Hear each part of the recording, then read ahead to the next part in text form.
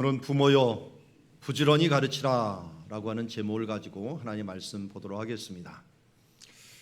부모가 아닌 사람은 어떨까 하는 생각을 하시는데요, 부모여라고 하는 것은 앞선 사람입니다.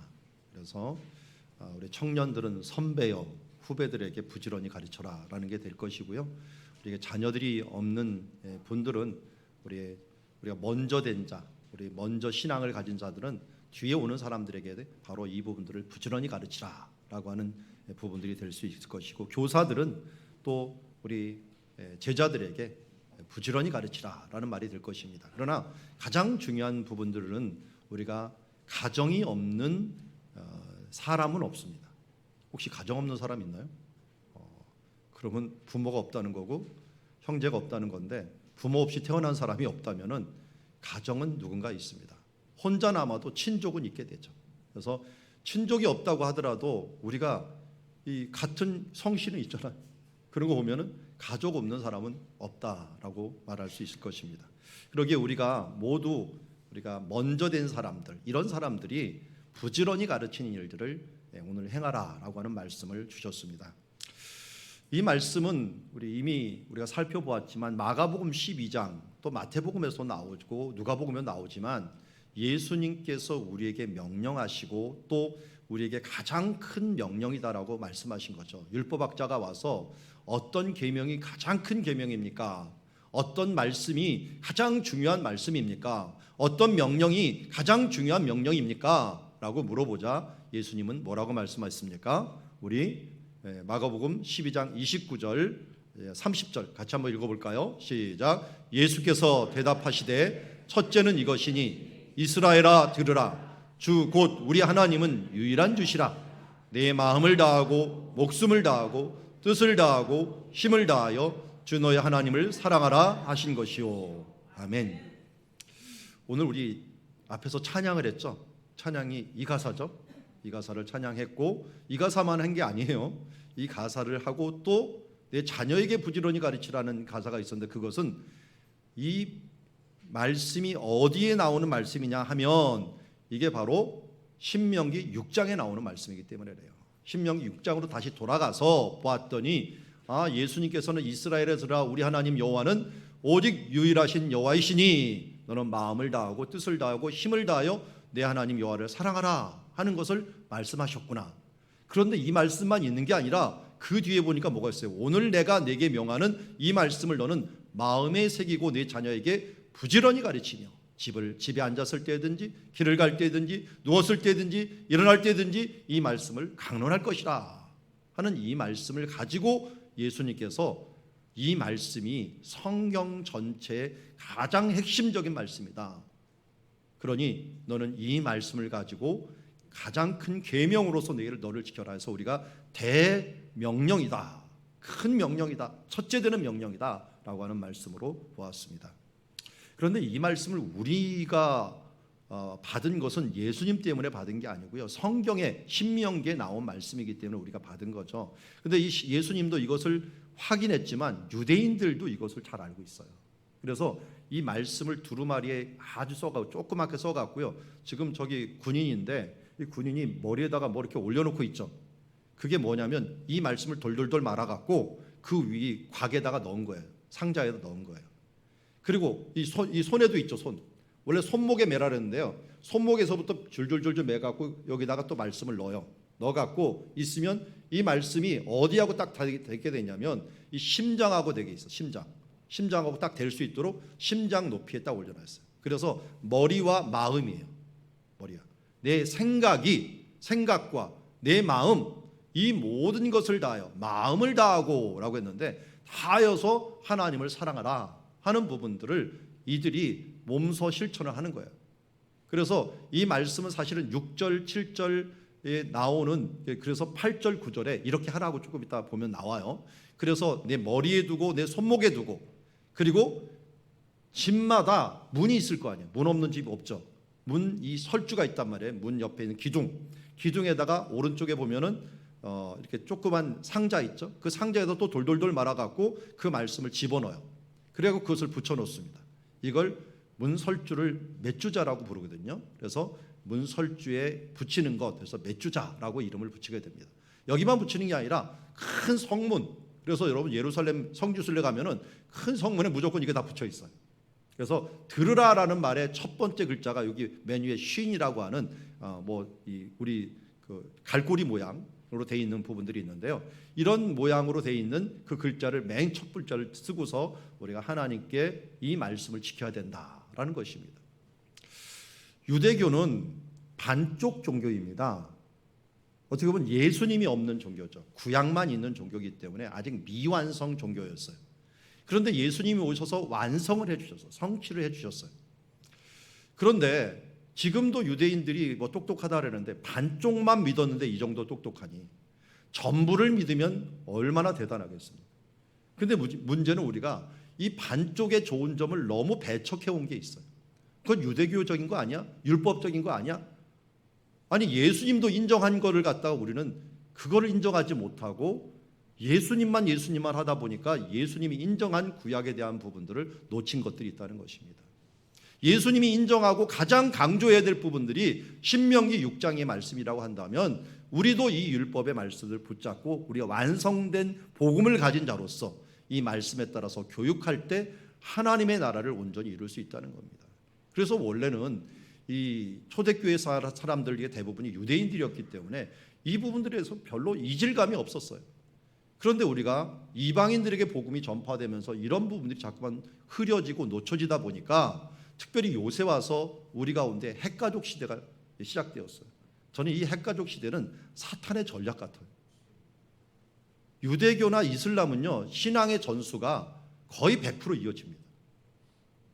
여러분 지금 유럽에서 이슬람이 어마어마하게 커지는 거 아시죠? 대부분 영국 교회들의 교회 건물들이 이슬람 사원이 되고 가고 있어요. 왜 그럴까요? 이슬람이 전도를 잘해서? 전혀 그거 아니에요. 통계를 보면 이슬람 전도 안 됩니다. 근데 뭐로 그렇게 될까요? 신앙 전수 때문에. 가족 중심으로 살다가 자녀를 많이 나오니까 이 많이 낳는 자녀들이 점점 인구가 불어갖고 그 큰 무리, 이 집단들이 커져갖고 결국은 그들이 다른 집단들을 삼키고 있어. 그런데 기독교인들은 어떻게 됩니까? 기독교인 자녀들이 안 믿어요. 우리만 그런 게 아니에요. 방금 보았지만 우리 교회들이 지금 다음 세대를 제가 얘기하면 참 민망합니다. 우리 기독교인들 중에서 다음 세대들이 지금 3%, 4%밖에 되지 않아요. 3%, 4%는 우리가 미전도 종족이라고 얘기합니다. 우리가 다음 세대가 그렇게 되고 있어요. 이거는 우리만 그런 게 아니라 미국도 그렇고 유럽도 그래요. 왜 개신교들은 로마 캐톨릭 포함해갖고 이 개신교들은 왜 이렇게 신앙 전수가 안 될까? 근본적인 것들은 사회가 막 쪼개지면서 부모의 신앙이 들어가지 못하도록 핵가족 시대가 우리의 신앙까지도 단절시키는 결과를 가져오게 됩니다. 이런 시대 때 우리가 사탄의 이 분열 정책, 신앙이 단절되게 하는 이런 분열 정책에 우리가 속아서는 안 됩니다. 다시 원래대로 돌아가서 예수님 시대 때 예수님께서 또 초대교회 사람들이 말하였던 그 신앙 전수란 무엇일까? 그게 바로 예루살렘부터 시작하라는 것이었습니다. 예루살렘이 시작되지 않으면 사마리아도 없고 땅끝도 없습니다. 예루살렘 전도가 먼저 돼야 될 것 아니에요. 우리 가족 전도가 되고 우리 세대 간의 선교가 돼야만이 그 다음에 이게 넘어갈 것입니다. 그래서 우리가 오늘 신명기 6장을 G6라고 얘기를 하긴 하지만 오늘 예수님이 명령한 대명령입니다. 이 대명령의 핵심은 보니까 유일하신 하나님을 경외하는 것부터 시작을 합니다. 4절 말씀 같이 읽어봅시다. 시작. 이스라엘아 들으라, 우리 하나님 여호와는 오직 유일하신 여호와이시니.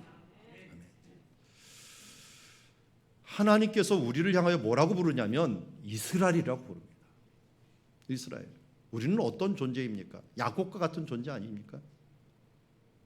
그래서 어제 여러분 이사야서 읽는 순서였는데 성경 본문 우리 성경 읽기 하잖아요. 거기 보면은 이사야서 40장에 보면은 이 버러지 같은 야곱아라고 하는 표현을 써요. 우리는 그야말로 속고 속이는, 야곱과 같이 속이는 자, 그리고 뭔 얻어보고자 정말 세상적으로는 열심인데 하나님 앞에서는 정말 거짓의 그런 대명사처럼 살아온 야곱이 아닙니까? 그런데도 하나님께서 우리를 위해서 예수 그리스도를 보내주셨어요. 그를 믿는 자들에게 너는 이제 이스라엘이다. 영접하는 자, 곧 그 이름을 믿는 자들에게는 하나님의 자녀가 되는 권세를 우리에게 주신 줄 믿습니다. 그래 우리의 명칭이 바로 이스라엘이 되었어요. 하나님은 우리의 어떤 하나님이 되었습니까? 우리의 하나님이 되셨어요. 우리의 정체성이 바뀌어버렸습니다. 이제는 버러지 같은 야곱이 아니라 하나님과 싸워서도 이겼던 이스라엘, 그리고 그 하나님은 우리의 하나님 되시는 우리의 관계가 그렇게 되었다는 것입니다. 그러니 우리는 그 하나님을 어떤 하나님으로 모시고 있어야 됩니까? 오직 유일하신 여호와시니. 유일하신 여호와. 히스기야가 기도할 때 어떻게 기도했는지 이사야서 37장 16절에 이렇게 얘기합니다. 이 산발랏이 와갖고 이스라엘을 모독하고 그리고 사내립이 조금 있으면 예루살렘을 점령할 것 같은 그 위기에 그들이 보낸 편지를 가지고 하나님 앞에 제단에 나아갔고 그때 기도할 때 이렇게 기도합니다. 그룹 사이에 계신 이스라엘 하나님 만군의 여호와여, 주는 천하 만국의 유일하신 하나님이시라. 주께서 천지를 만드셨나이다. 이게 히스기야의 기도고 이것이 하나님의 마음을 움직였습니다. 하나님만이 내가 의지할 유일하신 존재입니다. 하나님이 이 천지를 창조하신 분이십니다. 이걸 깨닫고 이걸 붙잡고 기도했더니 그 사내립의 군대가 하룻밤에 18만 5천 명이 이 전염병에 걸려갖고 졸지에 죽어버려갖고 민망한 모습으로 예루살렘은 올라오지도 못하고 자기 나라로 돌아가게 되었습니다. 이것이 바로 하나님이십니다. 하나님이 일하는 방식입니다. 오직 유일하신 여호와, 그분을 의지하고 그분만이 모든 문제의 해결책 되시는 전능하신 분이시요 유일하신 해결책이시요 창조주 되십니다를 믿는 그 믿음을 다른 말로 말한다면 여호와 경외입니다. 여호와를 두려워하는 거죠. 그분이 유일하신 분이시니, 그분이 창조자시고 그분이 오늘도 지금도 통치하시는 분이시니 그분을 두려워하는 그 마음, 그게 여호와의 경외죠. 그래서 오늘 본문에도 2절에 보니까 곧 너와 내 아들과 내 자손들이 평생에 내 하나님 여호와를 경외하며 라고 말합니다. 우리는 이미 잘 알고 있습니다. 여호와를 경외하는 것들이 무엇인가를 이미 많이 듣고 있어요. 자, 잠언서 19장 23절에 보면 여호와를 경외하면 생명에 이른다라고 얘기하고 있습니다. 욥기서 28장 28절에 보면 여호와를 경외한 것이 지혜요 명철이다라고 말하고 있습니다. 잠언서 1장 7절에는 여호와를 경외하는 것이 지식의 근본, 9장 10절에서는 여호와를 경외하는 것이 지혜의 근본이라고 말하고 있습니다. 모든 지혜를 통달했던 솔로몬은 그의 일생 마지막 편지, 마지막 글에 이래 결국은 내가 다 들었으니 여호와를 경외하고 그의 명령을 지킬지어다. 이것이 사람의 본분이니라 라고 하면서 바로 솔로몬이 그의 마지막 유언같이 우리에게 말씀한 것이 여호와 경외입니다. 유일하신 여호와, 그분을 경외하고 사는 것들, 이것은 우리의 가정과 우리가 꼭 가져야 될 부분이고, 그래서 기도하는 것 아닙니까? 그래서 주님 바라보는 것 아닙니까? 그래서 우리의 믿음의 주요 온전케 하시는 이 여호와 하나님을 바라보는 것 아닙니까? 그 하나님이 누구에게 모든 걸 위임하셨어요? 모든 권세를 내게 주셨으니 예수님 그의 아들에게 주셨기 때문에 우리가 믿음의 주요 온전케 하시는 이인 예수님을 바라보는 것 아니겠습니까? 오늘도 유일하신 참 하나님이신 예수 그리스도를 바라보는 그 신앙, 그것이 우리의 핵심인 줄 믿습니다. 두 번째 우리가 해야 될 부분들 봤더니 G6의 비전이 있습니다. 비전. 예수님 주신 대명령에 비전이 있는데 그것은 하나님을 사랑하는 것입니다. 두려워하는 것에만 끝나는 것이 아니라 구약 성경에서는 두려움에 대한 부분들, 경외하는 부분들을 강조했지만 신약에서 예수님께서는 마지막으로 내가 새 계명을 너에게 주노니 서로 사랑하라 하면서 사랑의 계명을 주셨어요. 그런데 사실은 이 사랑은 그냥 오는 것이 아니라 하나님 사랑에서 오게 됩니다. 5절 말씀 같이 볼까요? 같이 읽겠습니다. 시작. 너는 마음을 다하고 뜻을 다하고 힘을 다하여 내 하나님 여호와를 사랑하라. 요한일서 4장 10절도 함께 읽겠습니다. 시작. 사랑은 여기 있으니 우리가 하나님을 사랑한 것이 아니요 하나님이 우리를 사랑하사 우리 죄를 속하기 위하여 화목제물로 그 아들을 보내셨습니다. 아멘. 하나님의 사랑을 아는 사람만이 이웃 사랑을 할 수 있습니다. 인간적인 사랑은 부작용이 나타납니다. 한계가 있어요. 하나님의 사랑을 알지 못하고 그 사랑을 거치지 않는 사랑은 인간적으로 이게 나가다 보면 에로틱한 사랑으로 끝내버리거나 그냥 부모의 사랑으로 끝내버리지만 영원한 아가페적인 사랑은 하나님의 사랑을 거칠 때만이 가능합니다. 그래서 우리가 하나님을 사랑하지 않고 그 하나님을 경험하지 않고는 사랑조차도 못하는 존재인 것을 우리는 잘 알고 있습니다. 그래서 먼저 우리가 해야 될 것은 하나님 사랑입니다. 왜 하나님을 사랑해야 한다고? 요한일서 4장 10절에 보니까 하나님이 우리를 사랑하셨기 때문에. 어느 정도로 사랑했어요? 우리를 사랑하사 우리의 죄값을 치르기 위해서 화목제물로 그 유일하신 아들 독생자 예수 그리스도를 내어주기까지 우리를 사랑했다는 것입니다. 여러분, 어느 누가 사랑하는 사람이 있다 해서 자기 자식을 내주는 사람이 있습니까? 그것도 독자를 내주는 사람이 있습니까? 그런데도 하나님은 우리에게 그렇게 하셨습니다. 우리를 그렇게 사랑하셨습니다. 이 사랑을 깨닫지 못하고는 하나님을 사랑할 수도 없습니다. 여러분, 언약이라는 것은 쌍방이 맺는 언약입니다. 쌍방이 언약을 맺을 때는 반드시 둘 다 액션이 같이 필요합니다. 이 손바닥이 부딪혀야 박수를 내는 것처럼 언약도 두 사람이 같이 해야지 언약이 되는 것입니다. 하나님의 언약과 같은 것이 여기 신명기 6장의 하나님의 언약과 같은 것입니다. 그래서 G6 언약도라고 말할 수도 있는데요. 이 언약은 하나님께서 우리를 사랑하셨으니 우리도 하나님을 사랑할 때 뭐가 되는 거예요? 같이 언약된 백성이 되는 것입니다. 하나님은 사랑이신데 우리가 마음껏 사랑을 베푸는데 그 사랑을 안 받고 하나님을 사랑하지 않으면 언약의 백성이 될 수가 없는 거예요. 하나님의 언약의 백성이 된다는 그 자체는 바로 우리도 하나님을 사랑하는 거예요. 그런데 하나님의 사랑을 아는 자들은 어떻게 사랑할 수밖에 없어요? 마음을 다하고 뜻을 다하고 힘을 다하여서, 우리는 이것을 다른 말로 전심으로 하죠. 이 마음이라는 것들, 이 성경에서는 콩팥을 들이면서 내 속에 내 창자가 떨립니다 할 때 이 마음이 여기 있다고 생각했어요. 창자에 있다고 생각했어요. 여기에 대표인 콩팥을 들였어요. 뜻이라는 것은 원래 네펫이라는 말로 되어 있는데요, 생명이에요. 생명을 또한 피에 있다 그랬어요. 피는 생명이라 라고 했는데 이 네펫을 들이면서 하나님께 드렸어요. 힘, 우리들의 모든 힘을 이건 기름에 해당해서 기름을 드리면서 하나님께 예배를 드렸습니다.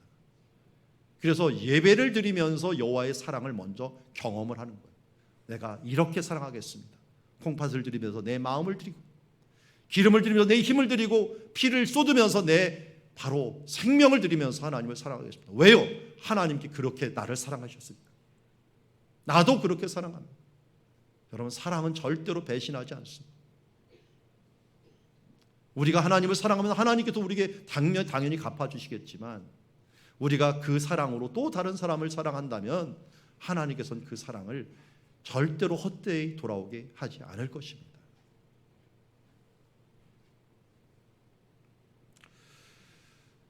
하나님 사랑을 하는 사람들은 누구를 사랑하게 돼 있을까요? 하나님이 사랑하는 사람을 사랑하게 돼 있습니다. 하나님이 가장 사랑하신 분이 누굴까요? 예수님이십니다. 그래서 예수님은 하나님께서 하나님의 사랑의 표현이기도 합니다. 표현이기도 해요. 그래서 이 하나님의 사랑이 바로 예수 그리스도를 통해서 나타나셨어요. 하나님이 사랑하셨고 예수님도 이 땅에 오셔서 그 사랑을 실천해 내심으로 말미암아 이제 가장 사랑받을 만한 존재가 되어 주셨어요. 예수님이 말씀하시기를 어떤 사람이 가장 큰 자라고 했죠? 어떤 사람이 가장 큰 자라고 했습니까? 섬기는 자라 그랬어요.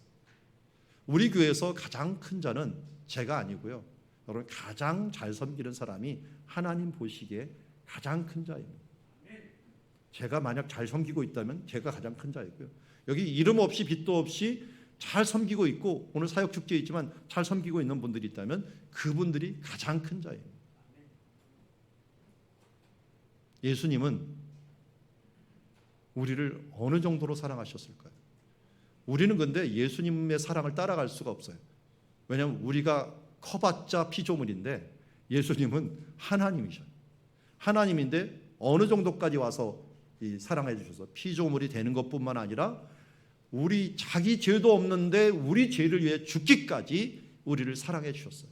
그러니까 가장 높으신 분이 가장 험하고 낮은 일들을 실천함으로 가장 큰 섬김을 행하심으로 예수님처럼 더 높은 사람이 생길 수 없도록 예수님이 섬겨주신 거예요. 그러기에 예수님이 가장 큰 자가 된 거예요. 이 세상에 어떤 존재도 예수님보다 더 큰 자가 없고 더 큰 섬김을 할 수 없기에 가장 큰 섬김을 하신 분이 예수님이십니다. 그래서 우리가 예수님을 잘 섬길 때 어떻게 해요? 하나님을 사랑하는 거예요. 여기도 대부분의 부모들 그러지 않아요? 내 자녀한테 잘해줄 때 나한테 잘해준 것처럼 느껴집니다. 내 자녀한테 나한테 선물 주기 뭐하니까 아이들한테 선물 주면서 할 때 저분이 나한테 잘해주는구나 하는 것을 그냥 느끼는 거죠. 하나님 아버지도 그렇게 행하십니다. 실제로 예수님이 그렇게 말씀하셨어요. 이 마태복음 10장 37절에 이렇게 보면 아버지나 어머니보다 나를 더 어머니보다 나보다 더 사랑하는 자는 아버지나 어머니를 나보다 더 사랑하는 자는 내게 합당치 않다. 심지어 예수님께서 굉장히 강력하게 자신을 사랑하라고 합니다. 어느 정도로? 아버지나 어머니보다 나를 더 사랑해라. 그러기에 많은 사람들이 자기 십자가를 지고 예수 그리스도를 따르고 또 모든 것들을 배설물로 여기면서 주님을 따르고 주님을 사랑함으로 나갔던 모습을 보게 됩니다.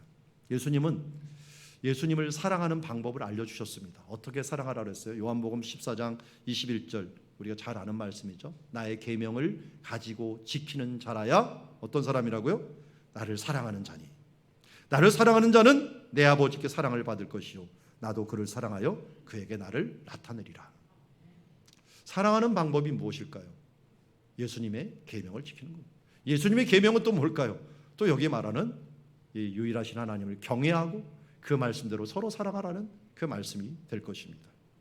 자, 이어서 세 번째 이 D6 예수님의 대계명이었던 이것에 대한 우리에게 주어진 책임은 무엇일까요? 이 책임은 세대 간의 제자화를 시키는 것입니다. 7절에 보니까 내 자녀에게 부지런히 가르치라 라고 말하고 있고요. 오늘 6장 2절에 보니까 너와 내 아들과 내 손자들이 라고 얘기합니다. 이 손자들이 부지런히 가르치고 이것을 행하라고 얘기하고 있습니다. 그런데 여기 전제 조건이 있어요. 이렇게 하려면 어떻게 해야 되느냐? 6절에 보여요. 오늘 내가 네게 명하는 이 말씀을 너는 마음에 새기고. 여러분 가르쳐야 되는데 가르칠 줄도 모르고 가르치는 내용도 없으면 어떻게 하겠습니까? 내가 먼저 충만해야 되죠. 내가 충만하지 않고 어떻게 다른 사람한테 가르치겠어요? 알지도 못하는 걸 어떻게 가르치겠어요? 그러니까 먼저 이 명하는 말씀들을 내가 마음에 새겨라. 하나님을 경외한다는 게 무엇인지, 유일하신 하나님이 누구이신지, 하나님을 사랑하는 것들이 무엇인지, 이 부분들을 내가 하나님에 대해서 또 하나님의 말씀에 대해서 이 말씀을 잘 배우고 마음에 먼저 새기라는 거예요. 오늘 우리가 훈련 축제입니다. 훈련 축제라고 하는 게 뭡니까? 우리 안식년 동안은 이 부분에 힘쓰지 못했지만 내년부터는 힘써야 될 부분이 뭐냐면 하나님을 알아가는 것입니다. 그 말씀을 알으면서 내가 제자 되기 위해서 제자 훈련을 하고 또한 하나님의 말씀을 끊임없이 알아가기 위해서 성경을 또 통독하고 또 우리가 1대1을 또 만나갖고 하나님의 말씀을 또 배우고 하면서 어떻게든지 하나님의 말씀을 알아가는 그 운동들을 계속 해 나갈 때 그 말씀이 내 마음에 새겨지면 그 말씀이 새겨진 말씀이 자연스럽게 흘러갈 수가 있는 것이죠. 자녀들이 언제부터 부모를 무시하나요? 무시를 안 하죠, 참 대부분 가정들은. 그런데 사춘기가 되면 어느 순간 조금씩 무시할 때가 있어요. 일단 자기가 부모님보다 키가 커. 그리고 힘이 세. 그러다가 어느 순간에 보니까 우리 엄마는 컴퓨터도 못해. 핸드폰 맨날 나한테 가르쳐달라 그래. 그 내가 우인 것 같아. 거기다가 뭐 공부하는 거 보면 이제는 이 엄마 아빠가 내가 보는 수학 문제 못 풀어. 영어도 보니까 발음이 형편없어. 이런 거 보면 조금씩 이렇게 무시하게 되는 걸 봐요. 근데 인생을 살다 보면 지식이 그 인생을 이끌어가지 않는다는 걸 조금씩 알아요. 그런데 뭐에 대해서는 절대 여러분들을 밀리지 말아야 된다 그랬어요? 영성. 우리 어머니 기도는 대단해. 우리의 어머니, 우리 아버지의 이 열심과 하나님을 향한 그 마음은 내가 따라갈 수가 없어. 여러분 이것까지 추월되면은 존재해야 될 이유가 없어 이 땅에. 우리가 우리 말씀을 하나님께 새기고 기도하면서 하나님의 있는 이 모습들이 정말 흘러갈 수 있도록 해주셔야 돼요. 저도 저희 부모님들이 있고 부모님들이 이제 아버님들은 돌아가셨지만 어머님들이 있지만 넘지 못하는 벽이 있어요. 그분들의 기도를 못 넘어가요. 그분들이 성경을 사모하고 그 삶 속에서 실천하고 이 행하는 그 순수함을 내가 못 넘어가요. 제가 목사인데도 못 넘어가요. 그러니 당연히 존중함이 있고 존경함이 있는 거죠. 이 말씀을 마음에 새기고 여러분 이제 자녀들을 위하여 이거 흘러내어주는 하나님의 사명을 감당해야 될 줄 믿습니다. 이 세대 간의 제자가 그래서 중요하기 때문에 7절에서 나오는 말씀을 좀 분석을 해보니까 이래요. 누구에게 전하라고요? 내 자녀. 내 자녀라고 하는 것들 아까도 말씀드렸어요. 선배는 후배에게, 선생님은 제자에게 모든 것을 포함합니다. 내 가까이 있는 사람들. 그러나 다 제어더라도 가족이 없는 사람들이 없기 때문에 가족 중에서 믿음을 먼저 가진 사람들, 특별히 부모들이 먼저 가졌다면 이 자녀들에게 열심히 가르치라는 거예요. 이건 하나님의 명령이에요. 이것이 우리 자손 천대까지 복을 받는 길이에요. 그런데 어떻게 제자화를 시키느냐 하는 방법도 알려줘요. 부지런히 가르치라. 부지런히 가르치라는 히브리어 샤난이라는 동사가 있는데요. 이 동사의 뜻을 찾아보니까요. 날카롭게 하다, 샤프하게 하다, 또 뾰족하게 하다 이런 뜻이 있어요. 자녀에게 부지런히 가르쳐갖고 한마디로 말씀의 검을 만들어 주라는 거예요. 이 말씀의 검을 가지고 우리들에 있는 암덩어리 같은 이 세상의 생각들을 쳐내버리고 수술해버리고 또한 세상에 오는 모든 유혹과 모든 부분들을 하나님의 말씀으로 예수님께서 말씀으로 사탄을 물리쳤듯이 그 말씀의 검으로 말씀의 창으로 그들을 찔러서 그들을 접근하지 못하도록 만들라는 것입니다. 부지런히 말씀으로 교육하라는 거예요. 한 번만 하면 안 됩니다. 여기 뭐라 했어요? 강론하라. 강하게 강론하라. 그뿐만이 아니에요. 이 말씀 말만 하지 말고요. 분위기도 만들라는 거예요. 분위기도. 너는 또 그것을 손목에 메고 기호를 삼으며 내 미간에 붙여 표로 삼고 내 집 문서주와 바깥문에 기록할지어다. 한마디로 너희 집을 교회처럼 만들라는 거예요. 우리 교회 분위기를 한번 보십시오. 교회 갔습니까? 사방을 봐도 뭔가 써 있고 교회 갔죠? 여러분들 집에 들어가면 교회 갔습니까? 네. 우리 어린 아이 키우는 애들은 가나다라는 있고 뭐 거기 바나나 뭐 이렇게 붙여 있는데 이 거기에 성구가 붙어 있고 하나님 모양 뭐 붙여 있고 이런 거 있나요? 우리가 이제 G6 하면서 저기 문설주라고 하는 표도 나눠드리고 또 오늘 신명기 6장 말씀도 나눠주는데 서서히 하나씩 이제 나눠드릴 테니까요.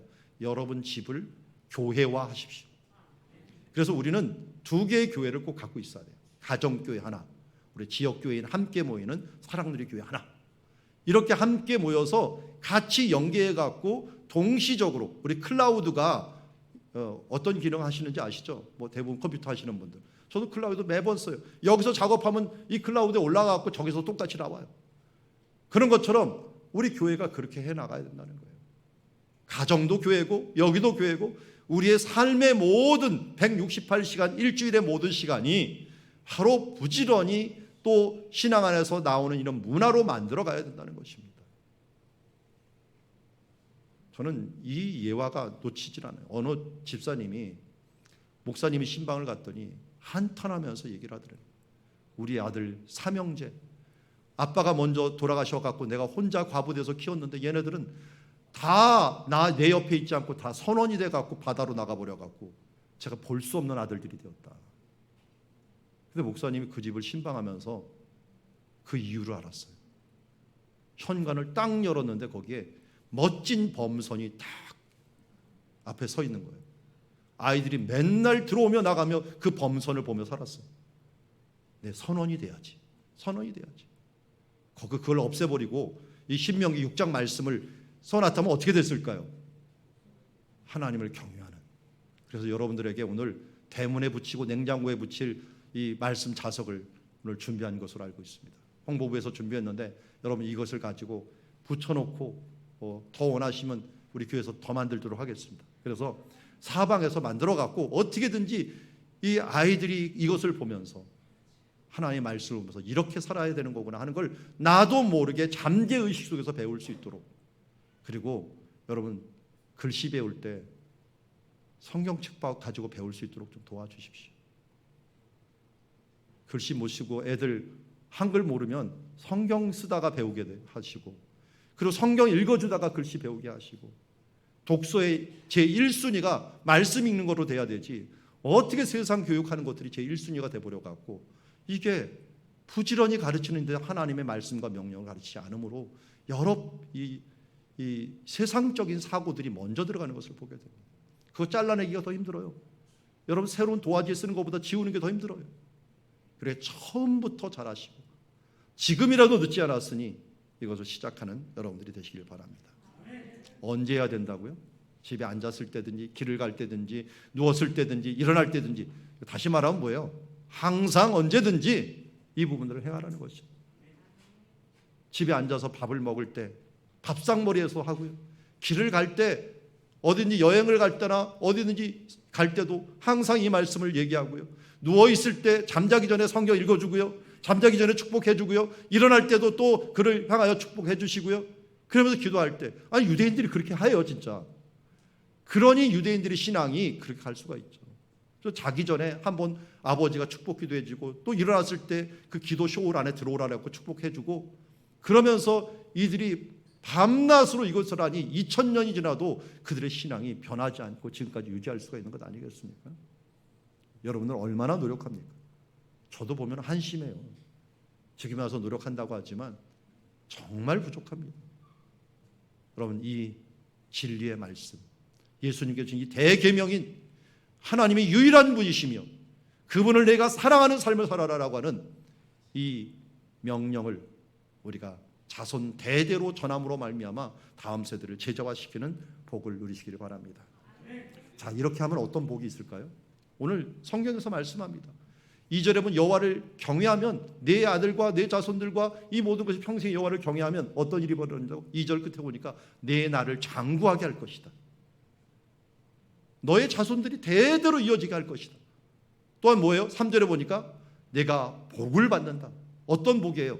내 조상들을 하나님 여호와께서 내게 허락하신과 같이 적과 꿀이 흐르는 땅, 너에게 가장 적합한 그 장소와 땅과 모든 환경을 너희한테 주어갖고 거기서 내가 크게 번성하게 될 것이다. 이 약속을 믿습니까? 그러면 이렇게 행하십시오. 우리 대계명인 신명기 6장 D6를 이제 핵심이 유일하신 여호와를 경외하는 것이다. 우리들의 비전은 주님을 사랑하는 것이며 우리들의 주어진 책임은 자녀들을 세대간 제자훈련을 제자화를 이루는 것이니 그 결과로 우리가 아름다운 번성을 누릴 수 있는 주의 자녀들이 되기를 주의 이름으로 축원합니다. 기도하겠습니다. 하나님 아버지, 오늘 신명기 6장 말씀을 다시 한번 마음에 새깁니다. 예수님이 우리에게 주신 대계명, 대명령을 우리 마음에 새깁니다. 주님, 우리가 중심을 잃고 앞에 나가는 정말 표대를 잃어버리고 길을 잃어버린 인생이 되지 아니하고 우리 평생 끝날 때, 아니 주님 앞에 섰을 때 우리 모두가 악하고 게으른 종아라고 하는 그 책망 대신에 착하고 충성된 종으로 잘하였도다라고 칭찬받는 주의 자녀들 모두 될 수 있도록 축복하여 주시옵소서. 주님, 이제 각 가정을 우리가 교회화 만들고 각 가정에 하나님의 말씀이 흘러넘치며 찬양이 흘러넘치는 그 가정으로 세워 나아가는 우리 사랑누리 공동체가 되게 하옵소서. 예수님의 이름으로 기도드리옵나이다. 아멘. 이제는 우리 주 예수 그리스도의 은혜와 하나님 아버지의 극진하신 사랑과 성령의 교통하심이 오늘 D6 예수님의 대명령에 따라서 그 여호와를 경외하고 그분을 높이며 그분을 사랑하며 그 뜻대로 살아가는 그 가운데 다음 세대를 제자화시키며 하나님의 놀라운 일들을 이루어가겠노라고 다짐하고 결심하며 또 주님 앞에 나아가는 우리 사랑누리 가족과 권속들 위해 이제로부터 영원토록 함께 계실지어다. 아멘.